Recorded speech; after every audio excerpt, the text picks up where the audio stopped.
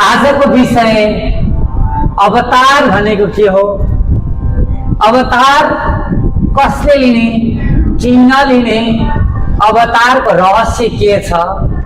आज भारतदेखि नेपालमा सबैले कल्की अवतार भनिया छन्। अवतार के हो, त्यसलाई ऋग वेद शक्ति खण्ड 993 शाखा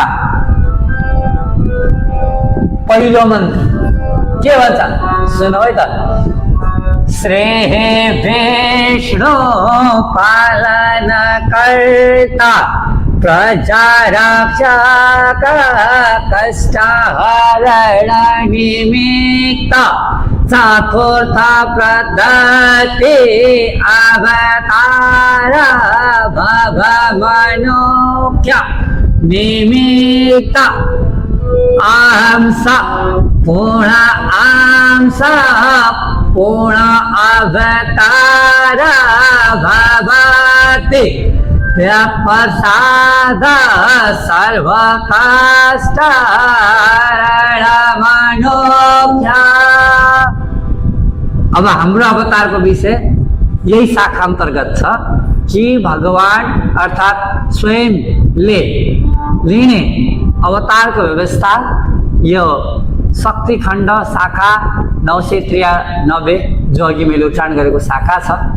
त्यो शाखाले भन्न खोजेको कुरा यो हो कि भगवान विष्णु अर्थात् दिव्य आत्मा विष्णु जो आफ्नो न्यायदण्डका साथ वैकुण्ठबाट दिव्य शासन गर्छन्, उनले 4 प्रकारको अवतार लिने गर्छन्। प्रथम रहेको छ निमित्त, अनि अंश पूर्णांश अवतार हुँदै पूर्ण अवतार लिने गर्छन्। पूर्ण अवतार एक युगमा एक पटक मात्रै लिने गरिन्छ, त्यो 4 अवतार भयो। पूर्ण अंश अवतार एक युगमा 2टासम्म हुने गर्छ, त्यो गरेर 8 भयो। अंश अवतार एक युगमा 3 चौको 12, अनि निमित्त जति पनि हुन सक्छ। यहाँ 24 अवतारको बखान गरे पनि अवतारहरू धेरै छन्, धेरै रूपमा धेरै समयमा धेरै कार्यहरू गर्नुभएको छ।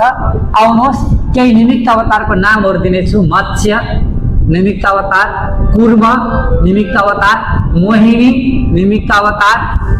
मोहिनी अवतार मात्रै लगभग 5-7 चोटि लिनु परेको छ।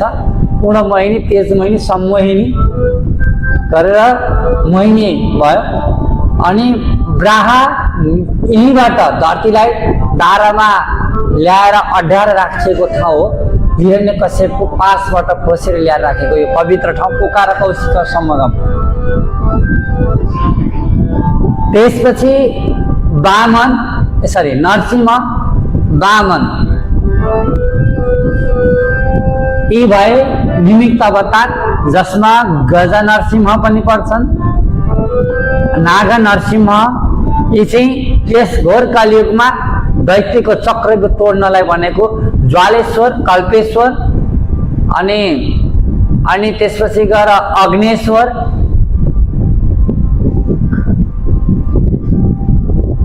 अनि त्यसपछि गएर अजारनाशक, तेज ऊर्जा जस्ता नामक धेरै नामहरू छन् जो चाहिँ निमित्त अवतारको रूपमा आइएको छ। अब पालो भयो अंश अवतार। नरनारायण, कपिलदेव, सत्यनारायण, परशुराम, ऋषभदेव, पृथु अवतार अंश अवतार भित्रमा पर्नुहुन्छ। केही चक्रवर्ती राजाहरूलाई पनि अंश अवतारमा गनिएको छ। अनि व्यास पूर्ण अंश अवतार, सिद्धार्थ गौतम पूर्ण अंश अवतार, नरनारायण पूर्ण अंश अवतार रहनुभएको छ। मैले संक्षेपमा नामहरू भनेदिएँ। मच्छेन्द्रनाथ पनि पूर्ण अंश अवतार हो। मच्छेन्द्रनाथ कसरी, त्यो पछि डिटेल यो बुझ्नु होला।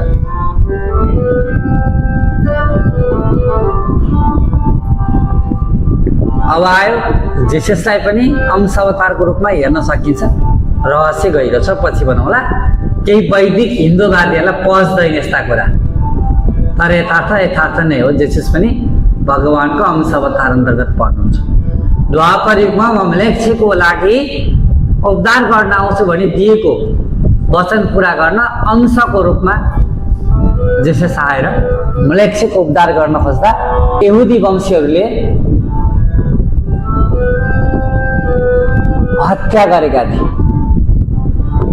त्यस्तै अंश अवतार फेरि हुन्छ। वंशीधर ऋषि अंश अवतारमा पर्नुहुन्छ, कृष्ण भक्त आचार्य ऋषि अंश अवतारमा पर्नुहुन्छ। उहाँहरू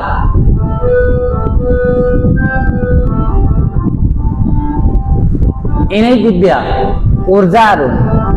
अब आउनुहोस् पूर्ण अवतार भगवान विष्णु, राम, कृष्ण यानी कि हामी, यो पूर्ण अवतार।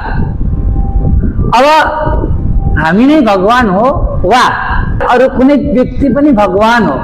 अब कसरी चिन्ने? आउनुहोस्, यजुर्वेद दर्शन खण्ड उपासना खण्डको पनि उपासना खण्ड दर्शन क्षेत्रमा उपासना खण्डमा भगवानको दर्शन भनेको छ। एक के अरे 1855 शाखा, 1855 शाखा यो खण्डको अन्तिम शाखा पनि हो उपासना खण्डको। यो शाखाले भनेको छ, सुन्नु होला, भगवान धरती आगाक्ष लोक कार्य कुर्या धामिक जान गो विरोध अग्रस्थान गच्छाहुं न्याय दीप सहित शक्ति सिद्धि घोष द्रुपयोग व्यक्ति सादंडिता कार्य पश्चात प्रकृति नीति सोवारंभानि कार्य भगवानस्य भगते बनोक्ष।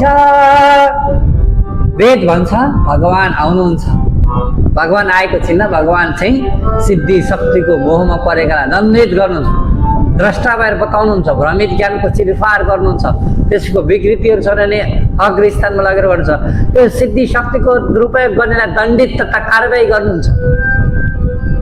केही कुराको दुरुपयोग हुन दिनु, अन्याय हुन दिनुहुन्न, न्यायको पक्षमा आवाजलाई गुलाम गर्नुहुन्छ।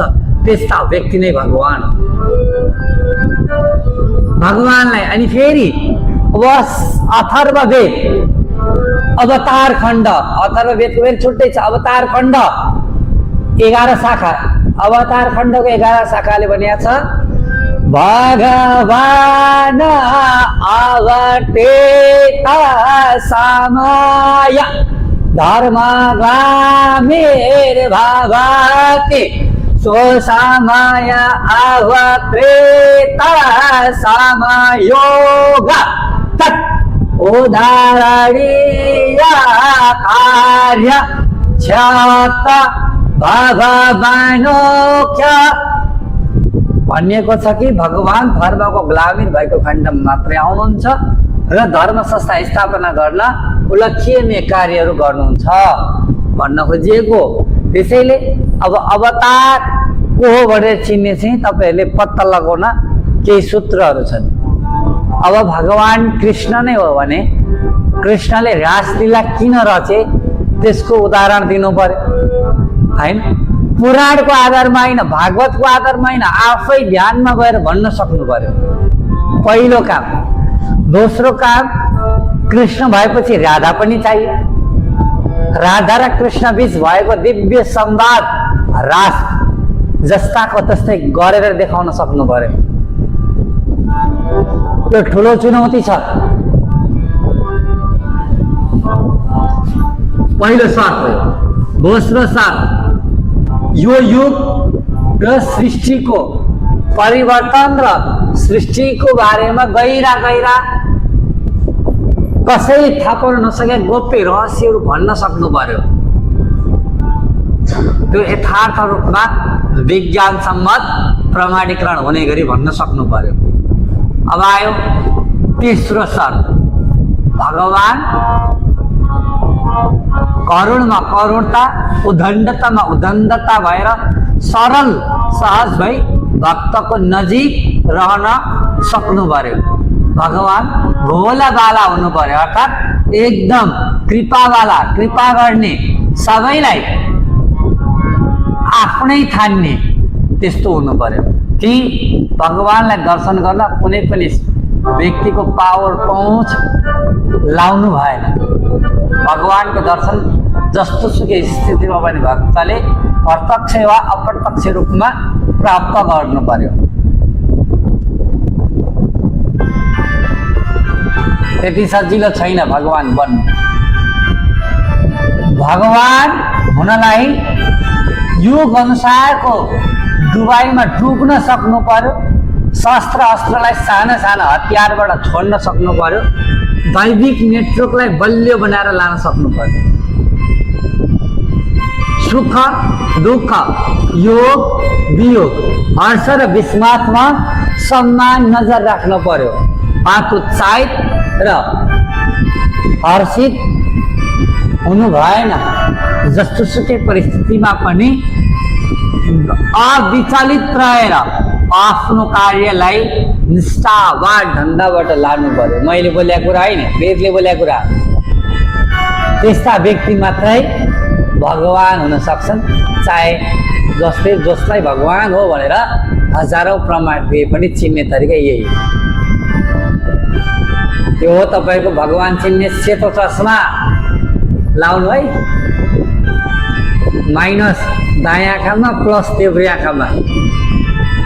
चस्मा डिजाइन त बनाउन जानिएन, वेदले यही डिजाइन दिएछ। अब भगवान अवतार चाहिँ किन लिनु पर्यो? श्रीमद् भागवत गीता एधाय धर्मस्य ग्लामिर्भवति भारत। जहाँ जहाँ धर्मको ग्लामिर हुन्छ अर्जुन, त्यहाँ त्यहाँ म अवतारित हुनेछु। धर्म संस्थापनार्थ साधो रक्षण त्र्यं तत्रोपायम् अवत्रेतं समयोग योग भवार्जुन। धर्म संस्थाको स्थापना गर्न गाह्रो छ यो काम। धर्म संस्थाको रक्षा गर्न, असली साधुको रक्षा गर्न, त्रियम भनेको आमाको कोखबाट, प्रकृतिको पद्धतिबाट म धराधाममा अवतीत भएर एक युगमा एकचोटि आउनेछु मेरो अर्जुन। तिमी पिर नगर, म आउनेछु। अब मैले के भन्छु? धर्म ग्लामिर्भवति नेपाल। बुझ्नु हो नि? तन्त्रागो विकृति विनाशार्थ धर्म संस्थापनार्थ भक्त रक्षा निमित्त नेपाल क्षेत्रम हरियाणा धामशा अहम अवतरेत भवते अर्जुन। नेपालमा धर्म ग्लामिर भएको कारणले, नेपालमा तन्त्रको बिगबिग रहेको कारण भक्तहरूलाई रक्षा गर्न, धर्म संस्थाको स्थापना गर्न नेपाल देश, नेपाल क्षेत्रको हरिहर धाम अर्थात् देवघाटको त्यो समागम क्षेत्र नारायणी गङ्गाको नजिक सामिप्यता चितवन जिल्लामा मैले जन्म लिइसके। आमाकै कोखबाट, पद्धतिबाट, सृष्टिको नियम अनुसार आजभन्दा 28 वर्ष अगाडि म धरतीमा आइसके। अब चिन्ता लिनु पर्दैन, बिस्तारै धर्म संस्थाको स्थापना हुन्छ। कि मौनतालाई मौनता नसोच्नुहोस्, प्रलय आउनुभन्दा अगाडि एकचोटि सन्नाटा आउनुपर्छ। अहिले कल्कीको सन्नाटालाई मौनता तथा लज्जावस्थामा बसेको जनताले नसोच्नुहोस्। मैले 84 सालको दशैं भित्रमा यी पापिष्टलाई दण्डित गर्ने संकल्प लिएको छु र परिस्थितिलाई निर्मूल पार्दै नेपालको योग्य नेपाली बाटोमा जन्मिएको असल सपुतलाई सकेसम्म श्रीदेश पहिराउने, नभए परिस्थितिले चाहे देवदत्त देवसभाले पनि प्रार्थना गरे, जनताको पनि चाह भए जनताको न्याय स्वयं आफैले फैसला गर्ने पनि म वाचा गर्दछु।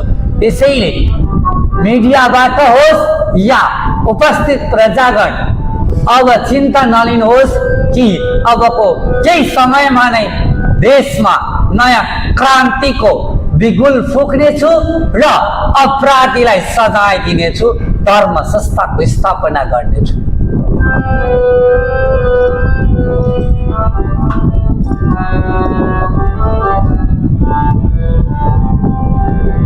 अवतार त्यसै भएको होइन, अवतारलाई सार्थकता पुल्याउने प्रयासलाई जारी गरिबक्सेका छौँ। त्यसैले त हरेक कष्टलाई आफ्नो शिरमा धारण गर्न सकिबक्सेका हौँ।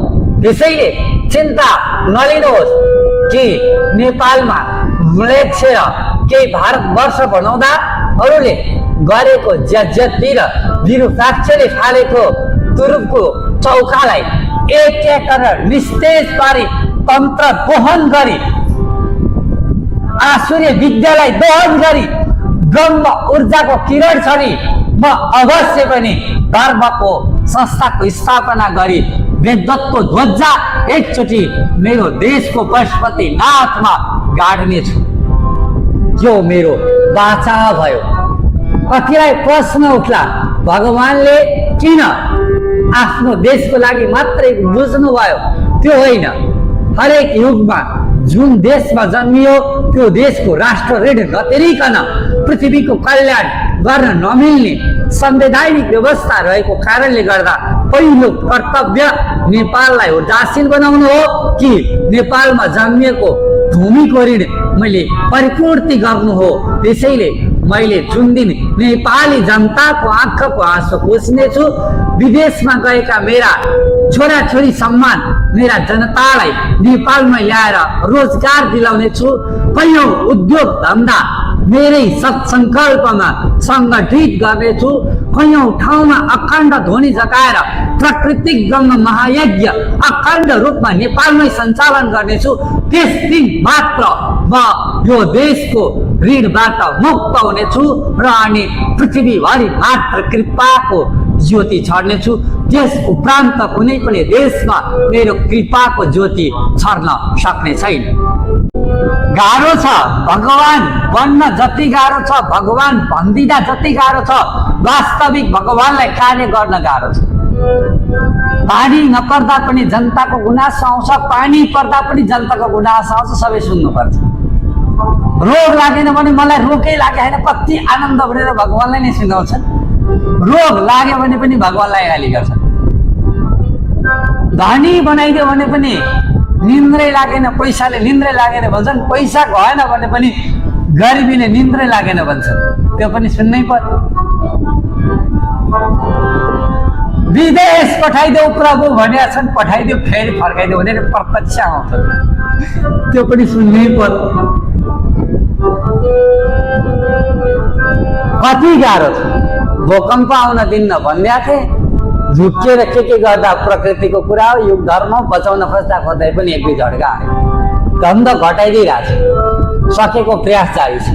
फेरि दैवीय सत्ता यति कमजोर छ, यो लावण्य र रावणले गर्नु गरेका छ।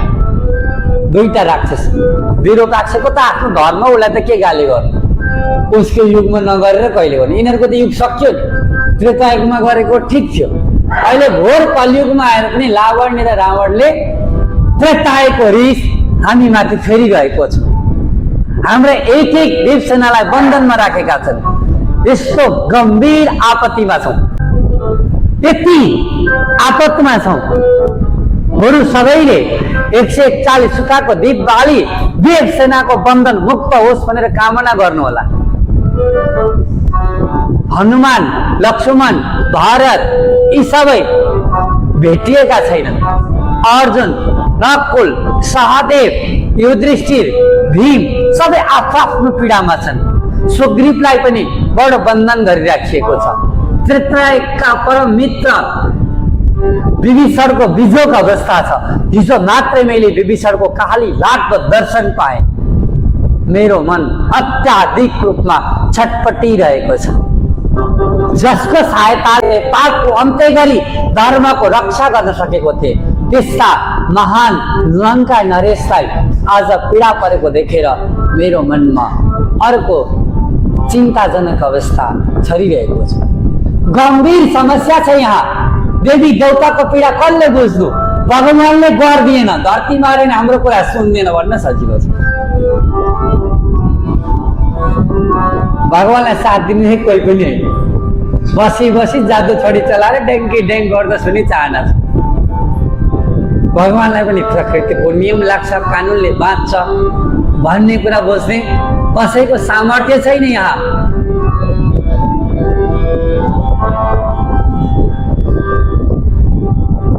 त्यसैले भगवानबाट छिटै कृपा होस् भन्ने चाहनुहुन्छ भने आजैबाट देवी देवताको मन्दिरलाई शुद्ध, ऊर्जाशील र पवित्र बनाउन सबैले आफ्नो पहल गर्नुहोस्। बिन्ती, देव मन्दिरमा सिन्जे धूप नबाल्नुहोस्, अबिर केसरी नचढाउनुहोस्, बलि नदिनुहोस्। धर्म संस्थाको लागि म यस्तै श्रीपेश र राजदण्ड पहिरेर आउनेछु। त्यति बेला आएर प्रार्थना गर्नुहोस् कि देव बन्धनबाट मुक्ति गराई दैवीय ऊर्जा छर्नुहोस्।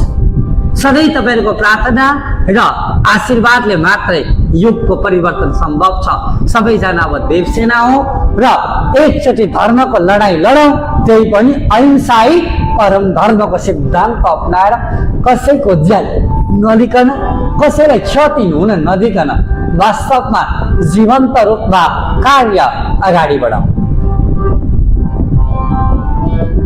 यही सन्देश हो। चिन्ता नलिनुहोस्। तपाईँको दर्दनाक पीडा सुनेर म आएको छु। तपाईँको आँसुले भरिएको त्यो पीडाले मेरो हृदय पोलेको छ, छटपटेको छ। हजुरहरू चिन्ता नलिनुहोस्, म आइसकेको छु। अब म रक्षा गर्नेछु। बुझ्नुपर्ने कुरा यति नै हो कि भगवान बन्न जो पनि सक्छ। भोलि एकजना मान्छे यसो तास लगाएर भए पनि गेरु वस्त्र पहिरेर म जगत गुरु, म भगवान हो भनेर दिव्य दिव्य नयाँ नयाँ काम गर्न सम्भव छ। तर यसको हिसाब दैवीय सत्ताले राख्या हुन्छ। किनकि ब्रह्माण्डको पनि संयन्त्र छ। त्यो संयन्त्रलाई नबुझ्ने व्यक्ति भगवान बन्न सक्दैन। यहाँ जसले जे भनिदिए पनि ईश्वर त एउटै हुन्छ। त्यसैले तपाईँहरूले धन्दा लिनु पर्दैन कि तपाईँहरू जहाँ हुनुहुन्छ ब्रह्माण्डको केन्द्रीय संयन्त्रभित्र हुनुहुन्छ र त्यही केन्द्रीय संयन्त्रले नै हामीलाई धरतीमा पठाएको ब्रह्माजीले गरेको गर्भ स्तुति छ। आज म त्यो गर्भ स्तुति सुनाउँथे, तर आफ्नो स्तुति आफैले सुनाउन नहुने रे। त्यसैले कुनै दिन त्यस्तो परिस्थिति आएछ भने अवश्य पनि म मेरो ब्रह्माजीले गरेको गर्भ स्तुति सुनाउँछु। 4 युगमा 4 प्रकारको स्तुति छन् मेरो लागि बनेको। त्यो 4 प्रकारको 4 युगको 4 स्तुति कुनै पनि पुराणमा लेखिएको छैन, कसैलाई पनि थाहा छैन। अहिले जति पनि अवतार भन्ने छन् सबै पुराण पढेरै भएका हो। अलिअलि पुराण पढ्यो, अलिअलि तन्त्र जाने, सम्मान गर्यो, भगवान भइदिए। भगवान हुनलाई बाल विलक्षणता चाहिन्छ, आवल विलक्षणता हुनुपर्छ। यहाँ लेखिएको सोडियम अक्षर छ, नीलो अक्षर यहाँ लेखिएको छ। यो अक्षर आजभन्दा 11-12 वर्ष अगाडि 69 साल श्रावण महिना 25 गते भाद्र कृष्ण पक्ष अष्टमीको दिनमा 40 जना भन्दा भक्तले कल्की पञ्चदेव भनेर लेखिएको छाप पढेका थिए। श्री सत्यवादी कल्की पञ्चदेव भनेर लेखिएको अक्षर पढेका थिए। केही सन्तहरूले पनि त्यो अक्षरलाई पढे। त्यत्तिकै हावातालमा बोल्न मिल्दैन। म आफैले पनि आफूलाई अनुसन्धान गरेँ के म साँच्चै धर्मरक्षाको लागि आएको। कैयौँ जन्महरू हेरेँ। जब मैले मत्स्य कल्पको सृष्टिलाई हेरेँ त्यसपछि म ढुक्क भएर भने अब त म प्रसन्न भएँ। मैले बोध गरेँ म अवतार नै रहेछु। 78 साल दुर्गा देवीको 2 महिने लामो अनुष्ठानको बीचमा मैले त्यो कुरालाई बोध गरे र भने अब चाहिँ म अवतार नै हो, ढुक्क हुनु, तिमीहरू चिन्ता नलिनु भन्ने बेला आएको छैन। अझै 4-5 वर्ष ढिलो गर्ने भनेको थिएँ मैले, थाहा नदिने काम चाहिँ लुसुलुसु गरौँला भनेको कसरी थाहा भइहालेछ। त्यसपछि दैव सत्ताले निर्णय गरेछ गड सर्टिफिकेट 4 युगमा लिनुपर्छ। देवी देवताको विशिष्ट ऊर्जा यस घोर कलियुगमा हामी धन्य छौँ। पहिला सच्चित कैवल्य जगतबाट सर्टिफिकेट आउने गर्थ्यो। अहिले यसपालि चाहिँ अक्षय श्री मण्डलका पूर्ण तत्व अक्षय श्री वेद ब्रह्म परमात्माद्वारा त्यो प्रमाण पत्र शाब्दिक प्रमाण पत्र आयो। त्यसलाई हाम्रो निकायले पूर्ण सतका साथ छापेर मलाई विशेष विधि पद्धतिद्वारा अवतार दीक्षा देवेश्वर गुरुदेवद्वारा प्रदान गरेर नारायणी गङ्गालाई साक्षी राखी त्यो दिव्य पत्र हस्तान्तरण गर्नुभयो। हजुरहरूले जोगैले पनि त्यो पत्र आफ्नो गृहमा राख्न सक्नुहुनेछ। हरेक अवतारको ध्वजा छ। सतयुगमा वेदको ध्वजा थियो, वेदमाथि दायाँ शङ्ख पञ्चजन्य शङ्ख राखिएको ध्वजा थियो। त्रेतायुगमा धनुषमा ब्रह्मास्त्र राखिएको थियो, अस्त्र राखिएको थियो। द्वापर युगमा वंशीको वरपर सुदर्शन चक्रले घेरिएको थियो। कलियुगमा कलियुगको झन्डा हामी तपाईँलाई पछि भन्नेछौँ, आउनुहुनेछ। आर्यको 4 ध्वजा छ। पहिला 3 कुने थियो, अहिले चतुर्भुजे छ ध्वजा। पूर्ण शक्तिको समर्पण गर्ने त्यो दिव्य कल्की ध्वजा तपाईँले घरमा राख्दा पनि विरूपाक्षीले आक्रमण गर्न सक्दैन। यो मेरो वचन भयो, प्रतिज्ञा भयो। लावण्य र रावणको चाहिँ अहिले जिम्मा लिन मिल्दैन, किनकि त्रेतायुगकै शत्रु हुन्। मुक्ति पाउलान् भनेको कसरी भड्के भड्के। यसैले अवतार बन्न जति सजिलो छ, वास्तविक अवतारको धरातलमा टेकेर कर्म गर्न त्यति नै कठिन छ। त्योभन्दा कठिन छ, त्योभन्दा पनि कठिन छ। अब यति भनिराख्दा तपाईँले मेरो कुरा पत्याउनु र नपत्याउनुमा पनि मलाई आपत्ति छैन। तपाईँले यति भन्दा भोलि ल्याएर मलाई फुलमाला ल्याएर चढाउनु या अपमान गर्नु, त्यसमा पनि मलाई आपत्ति छैन। आपत्ति यति छ, तपाईँले दुःख पाउनु भएन, तपाईँलाई कष्ट हुनु भएन, तपाईँको रक्षा गर्नु मेरो कर्तव्य हो, त्यति मात्रै मलाई थाहा छ, अरू थाहा छैन। त्यसैले अब त कर्तव्यले पनि डोर्यायो। मैले त नभन्ने भनेको थिएँ, मन्त्रीजीले भन्नुभयो कि सबै नभएकाले तपाईँको नाम बेचेर खाइरहेछन्, तपाईँ चाहिँ आफ्नो परिचय दिन नजाउने भन्न थाल्नु। देवसभाले त्यही भन्यो, वेद ब्रह्मले त्यही आज्ञा गर्नुभयो र विवस्थाले लाजै मर्नु भएर महामूर्ख पल्टिएर म भगवान हुँ भन्नु परिरहेछ। कस्तो अप्ठ्यारो मलाई, क्षमा चाहौँ है परमात्मा।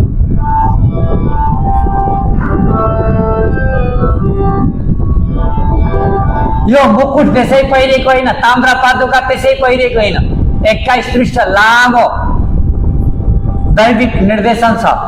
वेद ब्रह्म परमात्मा र सौनका महामुनि गुरुदेवले बक्सिएको दिव्य निर्देशन छ। त्यस निर्देशन पढ्न चाहनु भने दरबारमा आउनु, सबैलाई पढ्न दिन्छु। म अब खुल्ला प्रतिस्पर्धामा छु। दैत्यसँग देवताको युद्धको घोषणा गरेको छु। त्यसैले युद्धकालमा भन्ने बित्तिकै सबै व्यवस्थापन मिल्दैन, मलाई पनि संयन्त्र मिलाउन समय लाग्छ। त्यसैले संयन्त्रलाई सहजीकरण गर्न सबै भक्त सामु आह्वान गर्दछौँ। यिनै हुन् आजका कुरा। त्यसैले अब ढुक्क हुनुहोस्, अवतार भइसकेको छ, त्यही पनि हरिहर क्षेत्रमा आवाज सुनिरहनु भएको छ। अब निश्चिन्त रहनुहोस्, अवतारको सन्नाटाको समय सिद्धिँदैछ। सन्नाटाको समय सिद्धिएको दिन थाहा पाउनुहुनेछ अवतारको उग्र सुदर्शनको तेज भन्ने भनाइका साथ अन्तिममा मैले हजुरको माझमा आफ्नो तिठो यथार्थ कुरा राख्दा कसैको मन दुखेको भए मिल्छ क्षमा दिनु, नभए मनमै लिनु भन्ने भनाइका साथ सबैलाई आशीर्वाद। जय नेपाल।